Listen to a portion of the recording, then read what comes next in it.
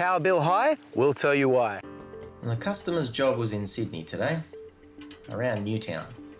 Their energy bill was $1,090 for the quarter, and they used close to 2,760 kilowatts an hour, so they'd be paying around $82 a week. And the customer called us as they were concerned why their bill was so high when they had solar and a battery. And I definitely agreed, something doesn't sound right. And the customer thought it might be their air cons as they had a few split systems installed, or maybe an issue at the switchboard as a number of electricians worked on it. After seeing the switchboard, I felt bad at the condition of it. Seeing a nice new enclosure to open and then see this got me thinking, come on, you couldn't get all of this on a backing board? I'm guessing they didn't get a level 2 electrician for the meter part, but either way it shouldn't be left like this. Having a look at the battery, there was a light and a screen showing it was working and at 100%, but after turning the mains off to replicate a power outage, no power was running through that house, so there was definitely an issue with the battery, and it wasn't something the customer could just fix on the app either.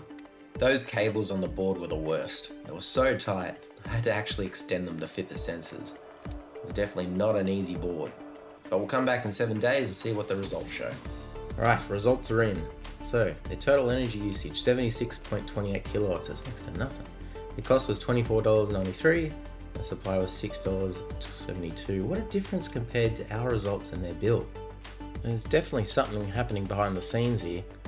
I might have to check out the rest of his circuits and see what's going on. So we've got power, $13.04, lighting, $8.71, cooking, $2.16. These are all very low. And the customer's biggest concern was aircon, but look at that, $1.03. But then hang on, having a look at the meter, 342 kilowatts to our 76. Why was the meter so much higher? And our results are an estimate, but her meter is exact, so she'll be paying for that. She's sending 368 to the grid as well. She did tell me she may have a solar and battery issue after she had her air cons installed, so we might have to have a look at that. Let's check the recommendations. So our first one there, audit versus meter. It's going to recommend investigating this as there is a big difference between results, and that could be something else taking power from her board, whether it's a fault in the meter or even someone stealing her power. But let's find out what's happening with her solar and battery. Now we couldn't put a sensor on the battery as the battery was connected to the inverter directly in DC, so unfortunately our results for solar and battery are not exact, so we had to work off the main meter and our total energy usage. But with these results combined with what the solar meter sent to the grid, it was safe to say that the battery was feeding the grid day and night, and charging again using the grid, not always from solar, so an adjustment to the timing of the setup would be needed ASAP.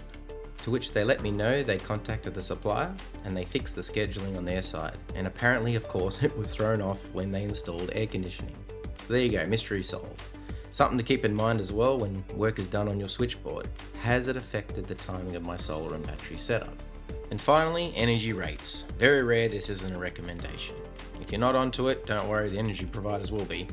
So these rates aren't too bad, but a quick search can reveal cheaper options, so it's always worth checking.